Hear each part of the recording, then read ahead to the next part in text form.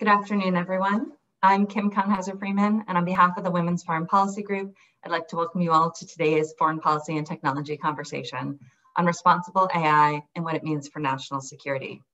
The WFPG is a network of international affairs professionals dedicated to advancing women's leadership and amplifying their voices through substantive global issue programming and mentoring. We launched our Foreign Policy and Technology series in 2019 to help educate policymakers and practitioners on the implications of new technologies on foreign policy in the global community. I'd like to thank WFPG board members Lauren Badula and Andrea Thompson for all their work bringing together such an excellent panel for this series, and to thank Jennifer Hay and DataRobot for their support of this program. Today's conversation will be led by board member Andrea Thompson. Andrea currently serves as Vice President for International Programs at Northrop Grumman. A proud veteran, she has an impressive career in national security and public service, serving most recently as Undersecretary of State for Arms Control and International Security. Andrea, with that, I'll turn it over to you. Great, thanks, Kim. Still delighted to be here and to lead today's conversation on responsible AI and national security. It's a topic that's important for so many reasons. I'm really excited. I was telling our guests earlier that I'm excited not only as a moderator, but really as a student of AI still, of learning of what the three ladies have to say today. So I look forward to hearing from our distinguished panel. And I look forward to the questions that come from our attendees. So please send us questions. This is for you. I want to make this about you and what's important to the folks joining today. I will keep the introductions brief since we have a lot of ground to cover. But I encourage you to visit the link in our chat to read the guests' full bios. So I'm pleased to welcome first Dr. José-Marie Griffiths, a member of the National Security Commission on Artificial Intelligence and president of Dakota State University. Many call it the powerhouse of the plains in Madison, South Dakota, my home state of South Dakota. Dr. Griffiths brings an incredible wealth of knowledge from academia, as well as several presidential appointments. She's led projects for over 28 federal agencies, 20 major corporations, and in over 35 countries. So José-Marie, welcome. Our second guest today is Dr. Haniyeh Mahmoudian. She is a global AI ethicist at DataRobot, where she leads their applied AI ethics team.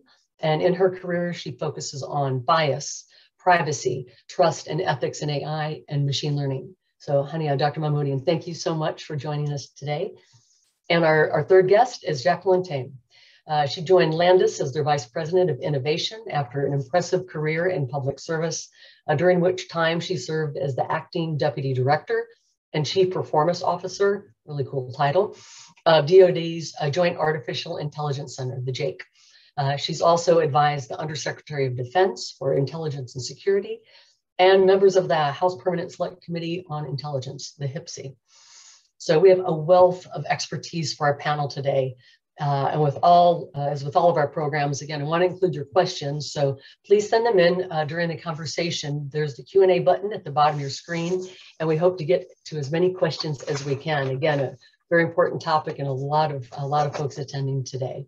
So with that, I'd like to kick off the questions. For the first one, for Jacqueline, to kick things off, I looked at who's attending today, and there might be varying levels of expertise from our viewers. So I thought it might be useful to set the foundation for the discussion this afternoon.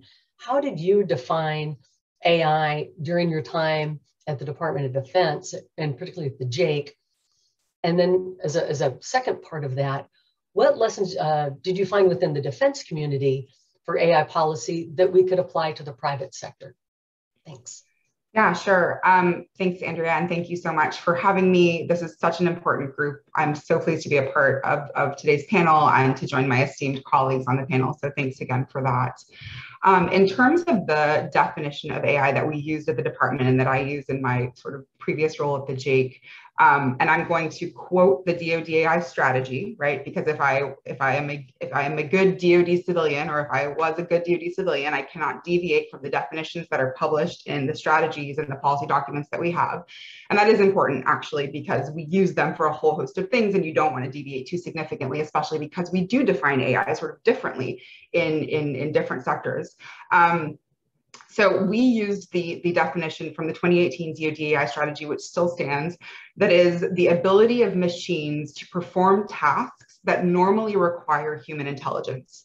So examples of this would be pattern recognition, learning from experience, drawing conclusions, making predictions, and taking actions. So that is the actual sort of defined, definition that we used for AI within the department. That is what guided all of our decision-making, all of our expenditures, et cetera. We then obviously worked, as Dr. Griffiths knows well, with the National Security Commission on AI to sort of advance, how we were thinking about that definition, how we were applying it. And in that context, and a lot of the work that we did with the commission and other partners across the department, I would say I sort of captured and took a note about 3 or 4, maybe 5 kind of key points that I just wanted to highlight really briefly in terms of your second question, Andrea. So the first one, and I've said this before in a lot of public fora, and I've gotten some heat for it, but I think it's really important to say AI is not a panacea. It is not going to fix everything. It should not be used for everything. It is not sort of magic fairy dust that you can sprinkle on whatever your problem is and have it work automatically and flawlessly and seamlessly and save billions of dollars. And I think that that's the most important one to start with. And I think that transcends government and private industry. The second is, even if it were a panacea, there are too few people, especially in the government sector, especially in the DoD, that really understand it, understand all of the utility it has or could have, understand its applications, short and long term, and are educated enough to really understand if you employ it differently than you originally set out to, or in a different sort of use case or with different data, that it will perform very differently. And so I think that, again, even if it were a panacea, really understanding that there needs to be a real kind of focus on education and AI literacy, and then I think later we'll talk about responsible AI literacy, is really important. The third, and I'll go through these really quickly, is AI talent is very scarce. Real sort of true AI talent is very scarce. And the talent that we have does not necessarily speak the language of the other users and people with which that talent will have to interact. So if you think about, developers, developers don't necessarily speak the language of policymakers, don't necessarily speak the language of acquisition professionals or anything else. And so that's going to be a real challenge that we're sort of having to bridge between public and private sectors. And the final two, actually, I'll add one more thing. Caveat, AI talent, in my personal opinion, and I'm interested in my colleagues' perspectives too during this panel, AI talent should stop being thought of as purely STEM talent. That's my personal opinion. There is a lot of really, really important STEM talent that we need in the AI space. And I think you equally need people sort of in the liberal arts and other sectors that can kind of round out the technical expertise that's being brought to bear.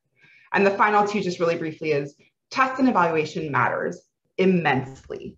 How you do it, how you think about it, how you invest in it, the proportions of investment that you're making with respect to the actual application development and use. And the final, and hopefully sort of, underpinning this whole discussion, is responsible AI, in my opinion, again, is probably the most important component of AI and the AI lifecycle, especially in long-term mission use cases, such as what we're seeing in the Department of Defense or the government. And it is also the least well understood and the least well defined, again, in my opinion, part of the AI sort of development cycle and life cycle. So I'll stop there.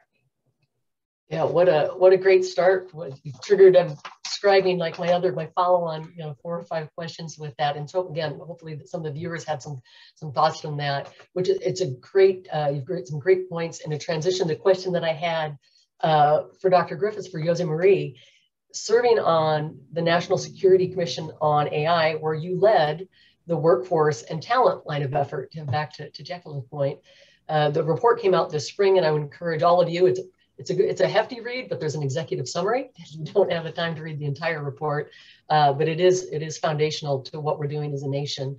So you made the recommendations to the administration on how AI and associated technologies should be used for our national security and our defense strategy. So to ask, and again, I know it was a couple years study, and you've got a very extensive report, but what would you say were the critical recommendations, and how do you see those being implemented? Okay, thank you very much, Andrea. And I think that was a great introduction from Jacqueline. I'm dying to sort of jump in there as well. I go, yes, yes, yes. So thank you to the Women's Foreign Policy Group for inviting me. The process that the commission underwent was a 2-year process. And we didn't decide we're going to do a study and then at the end of 2 years, we're going to write a report. We actually spun off findings and recommendations 3 months after we started, and every quarter we put out a new report. Now that's an interesting process, and we can talk about that later. The report itself is about 750 pages, I think, so pulling out a few recommendations is tough. I'll pull out a couple that I thought might be of interest to this audience. One is that we believe that intelligence itself, the intelligence community, will actually probably benefit the greatest in the short term from artificial intelligence capabilities. The opportunity to, find needles in haystacks of content, connect the dots, project the dots, disrupt trends and other things going on that you wouldn't normally see. We believe that artificial intelligence capabilities can be involved to improve every single stage of the intelligence cycle, from tasking through collection, processing, exploitation, analysis, and dissemination. So that's sort of one interesting recommendation. We also, in the international arena, believe that the president should direct an interagency task force to develop an international science and technology strategy. And I use the word, I think we all use the word science and technology very broadly. Jacqueline, your comments. But we think there are 4 major components to this strategy. The first is to build an emerging technology coalition so that we understand the technologies that are evolving, developing and operationalizing standards and norms, promoting democracy and human rights, promoting and facilitating coordinated and joint R&D on artificial intelligence, exploring ways to facilitate data sharing among allies and partners, and promoting and protecting innovation and developing AI-related talent, a whole range of things with this strategy. And perhaps of interest to the group, as part of that, we thought we should launch an international digital democracy initiative so that we begin to promote and preserve our values along with like-minded countries. So that was important. But what I do want to go to now very quickly, if I might, is go to the workforce and talent issue, which I'm most familiar with in the report. We made a couple of recommendations that were quite bold.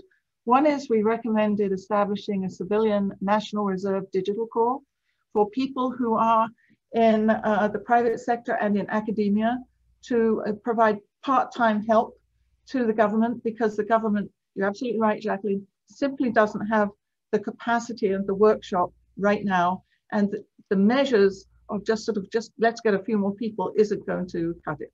So let's reach out to where the talent currently is and let's bring it in to help the government. We also recommended establishing a new university, the US Digital Services Academy, much like the West Point or Naval Academy or Air Force Academy, etc. This would be a freestanding university. It would operate like the military academies in terms of the selection of people, but we would not have the military aspect. This would educate and graduate young people in various areas of the digital world to go into the civilian service long term. And also, it was quite controversial when we first made the recommendation, because a lot of people in academia wanted a piece of it. And we said, well, if it's a network of institutions rather than a new single institution, we've already got that capability through our scholarship for service programs. So what we wanted to do was to create an entity that would bring in a group of people, and they'd have a similar educational experience and then go out into government as the potential leadership group long term, much in the same way as the military academies do. So we felt very strongly, after a lot of analysis and a lot of discussion, that should be a new institution, graduating 1,000 people a year to start with. And we also recommended, it's not going to be enough to develop our domestic talent in these areas, but we're also going to have to bring and retain the best and brightest from around the world to come here. So we made recommendations on a National Defense Education Act for domestic education, and a new Immigration Act to bring foreign expertise into the country and keep it here for the purposes of improving our competitiveness and improving our national security and defense. I'll leave it at those. There are many others we could talk about. Well, if that's not a teaser for those to read the report, I don't know what is. I'm reflecting of all the opportunities that I hope the administration puts into place and the agencies put into place, because if done correctly, it will change, again, not only what we do here at home, but perhaps even more importantly, our partnership with partners and allies. And so again, I've seen some of the names of folks participating today as viewers, so both from our allies and from some of the academic areas. So look forward to your questions on that. Very exciting work. Again, a great transition to Haniyeh.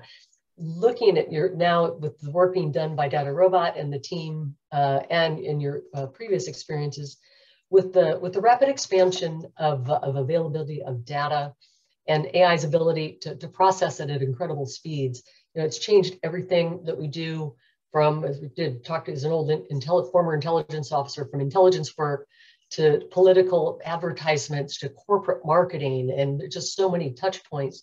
So when we say responsible AI, what does that mean? What are the applications for the private sector? What does that mean for those serving in government? Thanks. Absolutely. First off, I would like to thank WFPG for this great panel, and also I'm honored to be around these distinguished women in this panel. When we're talking about responsible AI, we're talking about principles. We're talking about a framework that we have in mind that contains ethics, the concerns that we might have around the use of AI, how it would impact, what are the risks of it. And we want to kind of include and incorporate responsibility into this process right from the beginning of why we are building this AI system. What kind of concerns we might have, how it would impact individuals, groups, society, or even our environment, all the way to how these decisions should be used that are made by AI.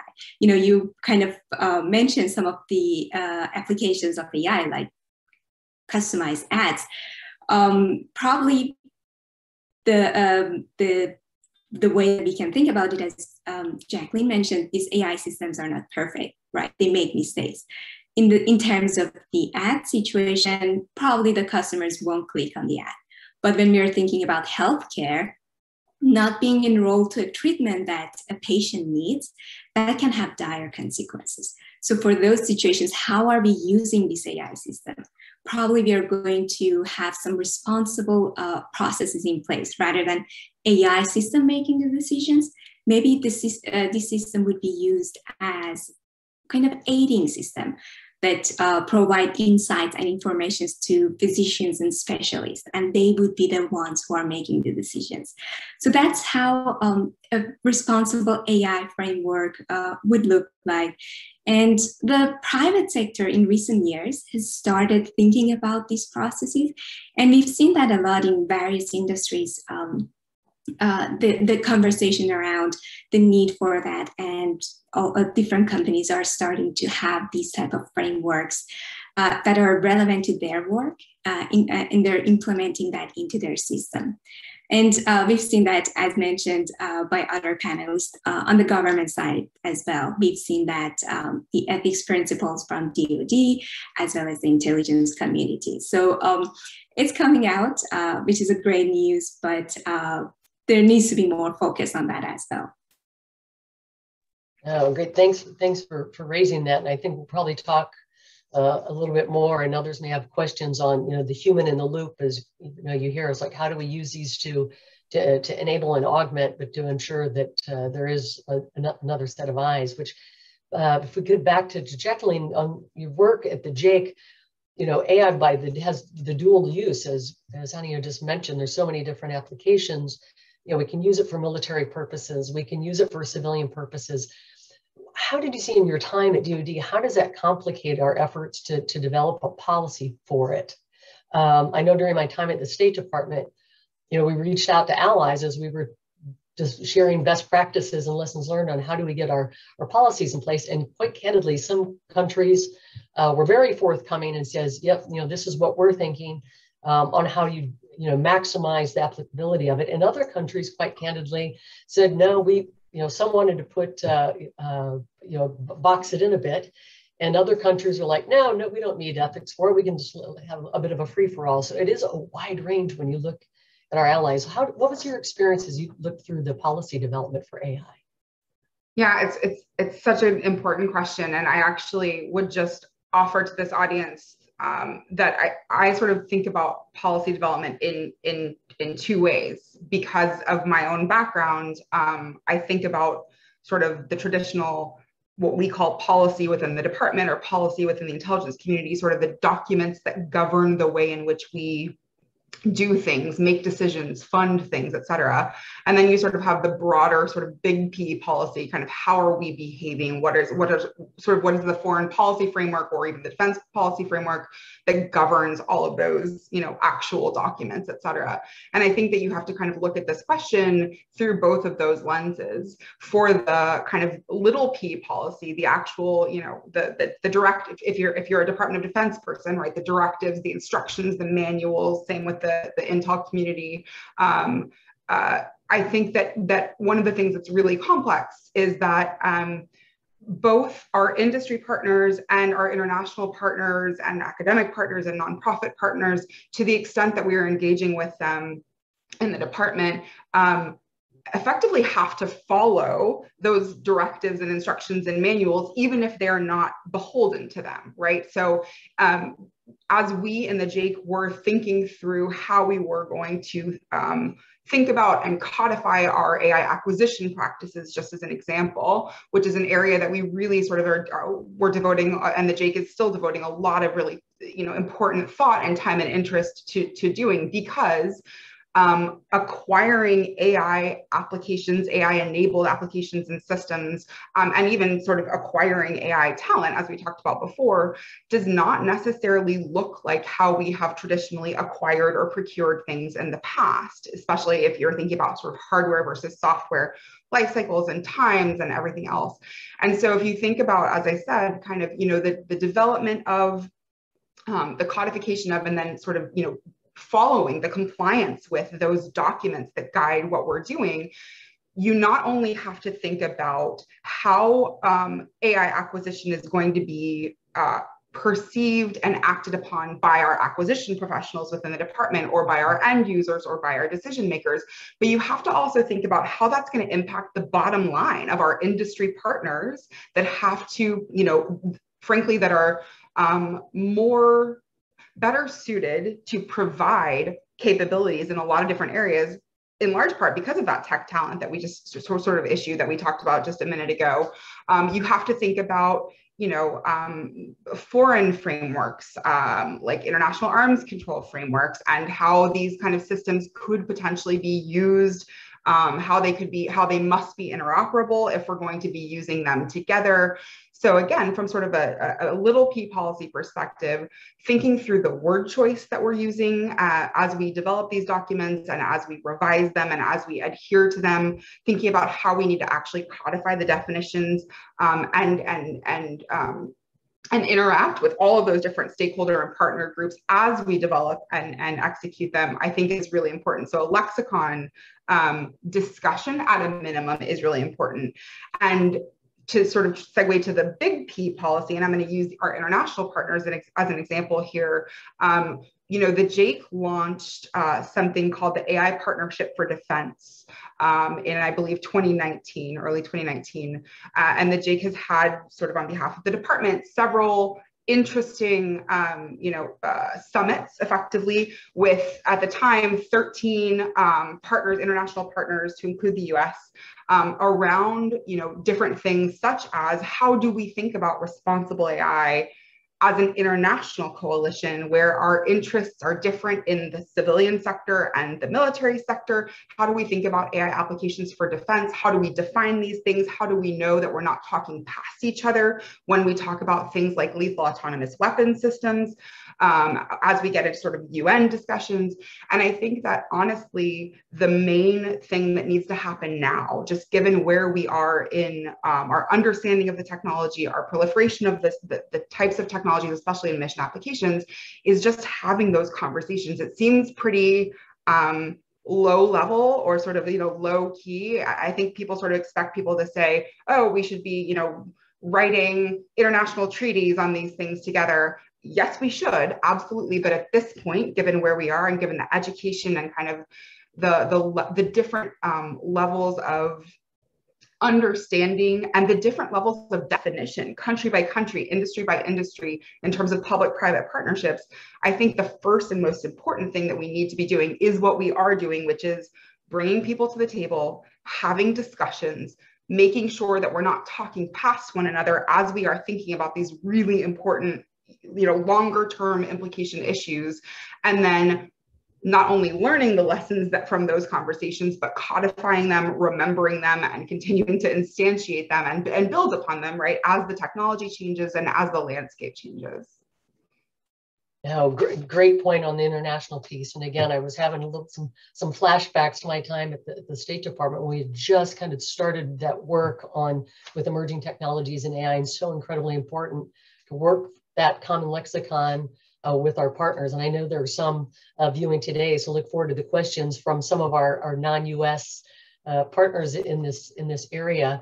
And a common theme that I've heard now from all three of you ladies is the talent piece, people, the foundation of it. And many may know, but if not, at Dakota State University, where President Griffiths leads the charge, has recently added a bachelor's program for artificial intelligence, and also has a degree program for cyber leadership and intelligence, which addresses the AI and technology and ethics, and back to the people, humanities portion of what we're doing in AI. So President Griffiths, could you share your vision? I find these programs fascinating, and Truth in Lending, I am a professor of practice at Dakota State. It was one of those opportunities that it just doesn't come by that frequently, and to be able to learn from President Griffiths and to be able to give back. But these programs, I'm just would like to be able to have you share your vision for designing and implementing these programs. How do we expand these opportunities into other universities, into our high schools, so we can grow these generations of AI experts? So over to you. Well, thank you, Andrea. Yes, Dakota State is an academic institution that in 1984 was asked to focus its degree programs in the computing and information technology arena. So we aren't comprehensive as many state universities are very comprehensive. All our students take some element of computer science and IT applied to their discipline, from hardcore computer science all the way to digital arts and design. So and digital humanities, to give you a sense of the kinds of things that we do. But a number of years ago when I came here, the university had established a good set of academic programs from associate's degrees through to doctoral degrees in various disciplines of cybersecurity. And they also had a very strong program in data analytics. What was missing to me, knowing what was emerging with the technology environment, was artificial intelligence. And so we 3 or 4 years ago said we need to create a program, and we started as we recruited faculty, we started to look at faculty who had some expertise in some aspect of AI. Mostly they had computer science doctorates, because the first bachelor's degree in artificial intelligence was at Carnegie Mellon in fall of 2018. So we haven't had freestanding doctoral programs, freestanding bachelor's programs there for a while. So we hired a number of faculty, and then we created a program which was a degree in artificial intelligence with a heavy computer science underpinning in our College of Computer and Cyber Sciences. But Andrea, what you don't know is we also have launched a second artificial intelligence bachelor's degree for people who are not computer scientists. It's in our College of Business and Information Systems. And if you like, it's more of an applied AI. It's called Artificial Intelligence for Organizations, for businesses, for healthcare entities, which is a big health informatics program. And those two are going side by side. They share some element of understanding the computing environment, which is our base that all of our students get. They share the ethics and applications framework that we are trying to give them. We've been building ethics for some time for cybersecurity as well, so this is not a new program element for us. And I think what I'm most excited about actually for both programs is there's going to be some interest in the relationship between human and the artificial intelligence. I mean, how are we going to develop those? How are we going to develop understandings and mutual ways of working together? And what when you've got multiple people and multiple intelligences? So this whole humanities and social science side that Jacqueline mentioned is very important, and we found a way to incorporate it into those degrees. But it's not enough to just graduate people from bachelor's programs. If we're to sustain the pipeline of talent, we have to go down into the K-12 environment. So we have established for a number of years now a cyber academy with high schools in and around South Dakota, where students in their junior and senior year can take courses for dual credit from the university. They can earn digital badges and certificates along the way, and basically can graduate high school with a full year of college. But what's different between this academy and some of the other programs that we've seen, a lot of the programs that do dual credit in high schools, they do what we call the general education program. We are offering not only a little bit of general ed, three credits, but 7 credits of courses from the major itself, so that the students will come in really, truly at the end of the equivalent of a year or even a year and a half in the actual major. And therefore, they'll be able to finish their degree program sooner. It'll cost them less. They'll be out into the workforce faster. So that's our aim, and we're about to take it statewide. It's again incredible the work that's being done, and I think back at gosh, if only I picture about as a sophomore in high school, if that would have been available. So just again, laud you for your leadership and your strategic vision, and really interested for the folks again participating today as guests on maybe some ideas that you have in other areas where we can expand this again into the secondary ed and get young people into the system. And I think that might, talking about the human dynamic and what it brings to AI, I think this is a great question for Haniyeh as we look, we can't discuss AI, machine learning without talking about bias and addressing bias. So I'm really interested in your thoughts and maybe walk us through, how are algorithms, how do we develop them to ensure that we don't have that prejudice and that bias, and how can we address that in the work that you're doing at DataRobot? Please share that, would appreciate it. Absolutely. When we're thinking about bias, as you know, there are so many different definitions. We have some definitions that are coming from regulations and some from practice. So first, it's important for us to understand what do we mean by fair in the use case, in the type of work that we are doing.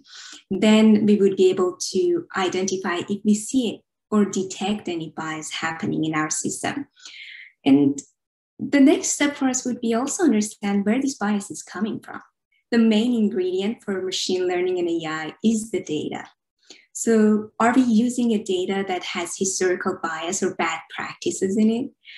If that's the case, the AI is just learning patterns and just trying to figure out a way by using all these different signals that it can find in the data to do a prediction. And using a biased data, it just learns the bias pattern and amplifies that. In some cases, it's not necessarily about a biased data, but rather a data that lacks diversity. As a result of that, this AI system just is not able to really learn any patterns for the minority groups. And that can result in the AI system performing worse for those groups. So these are different ways that bias can really appear in the system. But by understanding whether if it's a data quality issue, whether a biased data or other factors that can play in, we would be able to at least mitigate some aspect of it and reduce the bias in the process, whether by enriching our data, make it more diverse, or changing our policies, whether if it's organizational policies or through regulations, in order to ensure that at least we would have more diverse and equitable AI processes in place. And even on the academic side, we have a lot of state-of-art ways of technically we would be able to try and mitigate the bias that we see in our system. Yeah, I think we'll talk more about that. I see some questions starting to queue up here. So what I may do, I really want to get an opportunity for the attendees to get their questions. So I will hold the rest of mine and get to some of the questions from the field. Jacqueline, the first guest asked, can you talk more about seeing AI talent outside of purely STEM talent? And what opportunities are there currently in what agencies? And what skills would a liberal arts student need to be a strong candidate to work, for example, in AI tech policy? So a couple of questions there. And maybe to follow up with that, we can have Dr. Griffiths talk a little bit more about the liberal arts student piece. Jacqueline, to you. Yeah, thanks. My comment earlier that we should sort of expand the aperture on what we consider AI talent or top AI talent to include sort of some non-technical experts comes from my own experience. Let me just caveat, I do not consider myself an AI expert by any stretch. I had the privilege of working at the JAIC and learning from a lot of AI experts, but that is not my background. But what I did sort of observe and felt myself as a French and opera major, right? So having nothing to do with anything that I've done in my career, frankly, but having benefited from multiple degrees and a lot of experience in thinking critically across domains and functions. I think that AI is probably one of the most important areas in which to ensure that we are doing that. And what that means to me is bringing technical experts, non-technical experts, users, people that think incredibly differently, people that sort of, were born in different places and speak different native languages together and thinking about these problems in a really, really sort of robust, holistic, cross-functional way. In terms of opportunities that currently exist, my colleagues may have more insights into this, but I can sort of speak at least from the DoD perspective. I think that we're increasingly adding types of roles and positions on the sort of non-technical side that are covered by the broad umbrella of kind of AI positions or AI expertise, to include ethicists and people who have backgrounds in policy like myself, or lawyers or acquisition professionals who are sort of either going to school for or generating competencies in AI specific applications of those functions or roles, and helping, frankly, to define the space across all of those roles. Because as I mentioned earlier, and my colleagues have as well, a lot of these spaces are still very ill defined, especially for government applications. And so I would consider, certainly in the federal government, I would consider looking, and my colleagues are much better suited to speak to this than I, but I would certainly consider looking at, positions surrounding responsible AI. The Department of Defense under Alka Patel's leadership at the JAIC is doing some really, really good things to try and generate responsible AI sort of cells or offices across different DoD components. And those will of necessity benefit not just from that technical expertise, but from the expertise that I just alluded to. And then again, just thinking really thoughtfully about what are all the different use cases. You would never want, somebody that was sort of had a pure technical background to go in and try and think through all of the use cases for a role or a function that they've never worked in, because they don't have the benefit of that experience or expertise themselves. And so inevitably they're going to, cut off the path of development before they have explored all the different options. So again, just really thinking thoughtfully about, you know, if you're an acquisition professional, if you're a finance professional, if you're a policy professional, if you're a, you know, an analyst, no matter what you are going to inevitably encounter and use and hopefully shape the use of our AI use and applications. And so I would also encourage, and I do this often in my life and in my mentorship, I mean, go define new spaces. We don't know what we need necessarily holistically. And I think that there are probably a lot of new positions, non-technical positions, that very creative people, most likely that are on this call, could probably ideate and then go and advocate for. Well, thanks for that. I'm just looking at the, obviously this discussion is triggering. I've got all kinds of questions popping in, so I'm trying to get to all of them, so I will speak quickly. Then this next one that came up might be best to start with Dr. Griffiths. It says at a very basic level, there's a common definitional term sheet of the terms surrounding AI, including AI and machine learning, that policymakers can and should be using. This includes Congress. And is there a common AI code of ethics for the US and allied nations? And then it says, final, love the National Academy of Digital Services. Is this an executive or congressional action or both? And where does it stand as far as coming to fruition? So maybe start with José-Marie, and maybe Jacqueline, you might want to jump in as well if there's talking about the code of ethics. Yeah. Well, you know, the definitional issue is certainly important. You talked about a lexicographer review. I think that's important so that we understand what we are talking about. And people do use terms interchangeably, and it's a little frustrating. I also have a tendency to sort of, you know, to look at things a little bit literally, as many people will. It's not, artificial intelligence isn't a single thing. Okay, it's multiple technologies brought to bear to perform certain actions. But I think in terms of ethics, I think there's work going on in different parts of the world that we need to be brought together. We're hoping that there might be a summit to focus on such issues, maybe in the fall or maybe in the spring, an international summit to start looking at ethical issues. In terms of whether this is congressional action or executive branch action, our report would demonstrate both.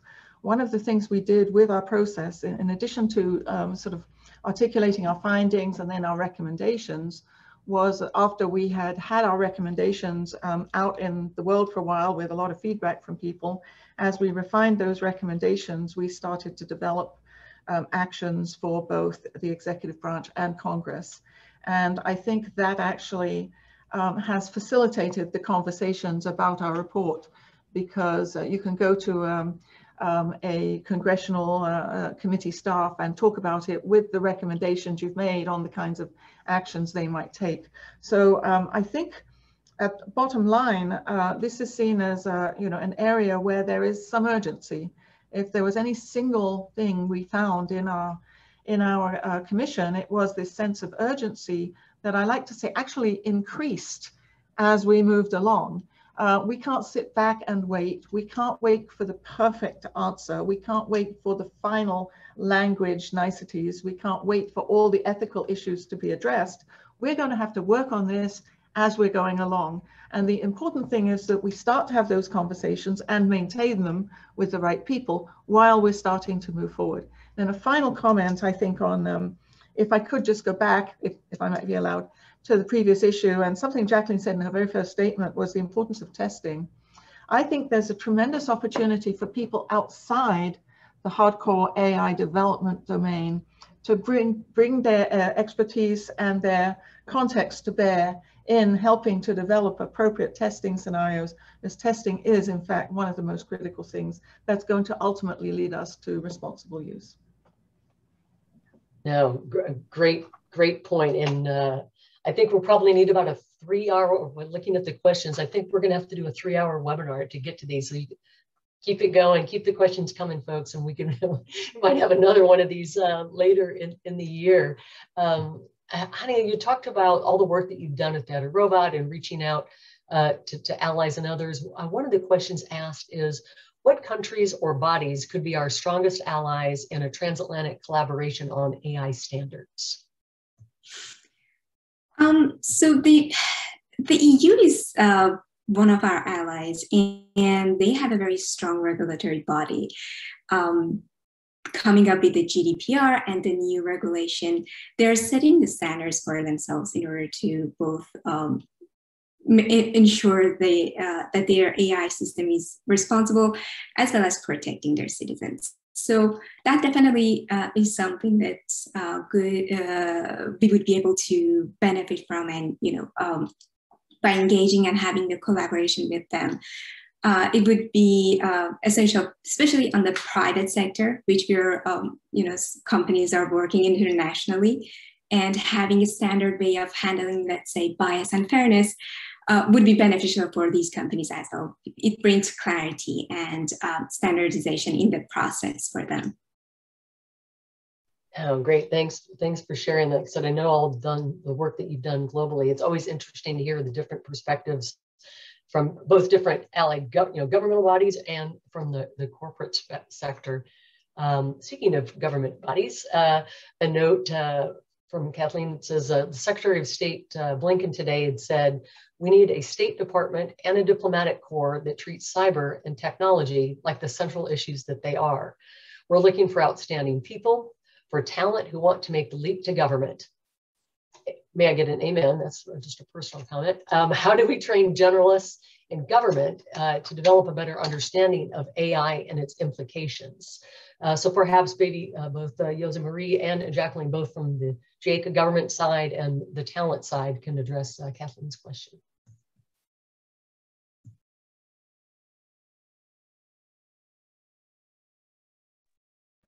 I'll go first then. I think we need to, on the educational side, there's education that needs to be done with existing federal employees. They need to know. I mean, as already said, even if you're an acquisitions person, you need to understand what it is you're trying to acquire. But everybody within the government needs to have at least a basic understanding of what artificial is, what it can do, and what its limitations are. So understanding that is a basic sort of an AI literacy, if you like, that needs to exist throughout the existing government. And then we need to bring people in and provide them with training over time so that they stay up to date with what's happening. Decision makers need the same thing. They need to understand those capabilities as well. People who are going to use the technology need to understand it. People who develop it are a little bit different because they're sort of in a different mode. But it seems to me in this international space, we need to have and develop diplomats and others to advance our interests at the intersection of technology, security, commerce, and human rights. That's a complicated world, but that's the world we're moving into, and we have to create balance in all of those interests going forward. So I think these broader-based educational programs, a little bit by our cyber leadership and intelligence, is going to provide people with those capabilities. So our degree program has 1/3 cybersecurity, 1/3 is world affairs, and 1/3 is human psychology. So it's just, you could create those programs at any institution or in any training program to provide that kind of a balance so that people understand the context of the world that they're moving into. And that context, I think, is going to become increasingly important. Yeah, I can't agree more. During my time at the State Department, I think last time I checked, the legislation is still sitting up on the Hill, but for the Cybersecurity and Emerging Technologies Bureau, we reckoned this was almost 3 years ago now, to be able to recruit the next generation of foreign service officers, civil servants, technical experts, and generalists into our diplomatic ranks. We're seeing that partners that are leading that, Estonia is an example of the work they've been done from their government side, and made it just kind of a common thread throughout all aspects of their life, like I said, both from the private sector and in government. Jacqueline, I'm very curious on the work that you did in the JAIC that might be able to address this question as well. Yeah, it's a really important question. I would say two things. One is not actually about the talent. It's about Secretary Blinken's statement, which is a statement that I, of course, applaud and agree with. It is also a statement of the variety that I've heard from a whole host of government and political leaders for a lot of years. And I think that the root cause issue that we often fail to talk about and address is the incentive structure within the government for that type of talent and for the type of decision making that we actually need. If we want a government and federal agencies and departments and bureaus that are focused on these types of things and to recruit and retain the absolute top talent that could join us to do these things, we have to actually incentivize not only the talent to come, which I would actually argue is less difficult than people imagine. And I've tested this hypothesis a bit in both some of my work in the government and some of my work advising for a couple of different organizations now that are really trying to generate some robust interest around this sort of bringing top tech talent into the government. There are a lot of people that understand the technology enough to be very helpful and applications, and that want to serve, that want to do something really important that feels bigger than themselves. I don't think that we put into place sufficiently or from a sustained perspective, the incentives to keep them there. It's actually a lot less of a recruiting issue in my book than a sustainment and retention issue, mostly because if you think about if you're a government employee or if you ever have been, and you want to do things that require a lot of compute power and a lot of sort of the top, tools and the latest and greatest, think about your work within a federal department or agency. And think about the fact that, in my experience as the deputy director of the JAIC, sometimes it would take me 45 minutes to get to my email just because the system was slow and the networks were challenged and there are so many sort of things happening. That is not something that necessarily is a challenge that faces private industry across the board. Of course, it does in some instances, but the government is sort of exponentially challenged, I think, in this area for a whole host of legitimate reasons, to include all the security protocols that we need. But it's just something that we have to think about. So before we even can talk about, in a really, really compelling way, generating those types of institutes and bureaus and getting the tech talent and other talent that we need, I think we have to make sure that we have put into place the policies, the technical infrastructure, and the culture that we actually would need to ensure that those people are well received and able to do what we want and need them to do. Food for thought, scribing notes. I think it's like you just gave a list of things to do, both like I said, in the government and outside of the government. So I wholeheartedly agree. And just being cognizant of the time, I think we have time for probably the last question up. It says, what are the current forums fostering multi-stakeholder collaboration on AI? Is there more that can be done to encourage global cooperation on AI governance, R&D, and investments? So we have a few minutes. Maybe if each of you could just take a brief, like 1 or 2 minute answer, since this has touch points in government, in the private sector, in the academic sector. So what are some of the current forms that are fostering collaboration in AI from each of the venues? Maybe start with Haniyeh, and then go to Dr. Griffiths, and then Jacqueline. So some of these discussions are, at least for the private sector, part of it is coming through conferences that we have, whether it's on the different organizations are having these summits and conferences, or part of it is, academic conferences that also the private sector would attend and have the dialogue around various issues with regards to responsible AI. So we have that one going on, and I'll let the other panelists talk about the other aspect of it. In the academic world, well, AI development has been, part of the academic culture along with the corporate culture. AI development is very much open source, and so there are a number of forums that go on in that aspect. But what I've seen happen in the last couple of years, we're starting to see a much broader base of, wanting to talk about AI. What does it mean? How do we participate in research? How do we, as academic institutions, participate in workforce development? So I think we're seeing an awakening, if you like, mainly because there has been a lot of activity in and around the federal government talking about AI. The White House has put out statements about AI.